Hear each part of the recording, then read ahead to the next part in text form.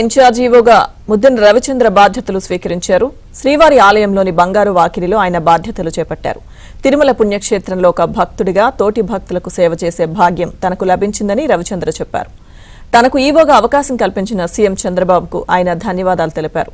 EO Anil Kumar సింఘాల్ను ప్రభుత్వం బదిలీ చేయడంతో రవిచంద్రను ఇన్ఛార్జ్ ఈవోగా నియమించింది.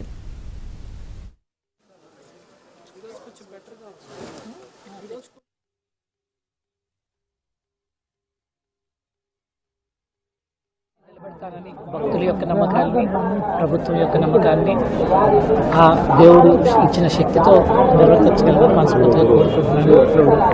అందరికీ కలుపుకుంటూ చాలామంది నా ముందు చేసిన వాళ్ళు ఉన్నారు, చాలా అనుభవం పొంది ఉన్నారు. వాళ్ళందరి సలహాలు సూచనలు తీసుకుంటూ ఇక్కడ చాలామంది ఎన్నో సంవత్సరాల నుంచి ఉన్న వాళ్ళు ఉన్నారు, ఎన్నో సంవత్సరాల నుంచి పనిచేస్తున్న వాళ్ళు ఉన్నారు. అందరి సలహాలు సూచనలు తీసుకుని ఒక టీంలా ఒక బోర్డు యొక్క సలహాలు సూచనలు చైర్మన్ గారితో, బోర్డు మెంబర్స్ తోటి, అందరితో సమన్వయంతో చక్కగా భక్తులు యొక్క మంచి మాత్రమే ప్రధానంగా పెట్టుకుంటూ చేయగలనని ఆశపడుతున్నాను. అలా చేయటానికి ఆ దేవుడు ఆశీర్దిస్తాడని మనస్ఫూర్తిగా కోరుతున్నాను. ముందు జస్ట్ ఈరోజు వచ్చాను, నైట్ నోట్స్ చూసుకున్నాను, పంపించారు నోట్స్, చాలా వరకు చదువుకున్నాను.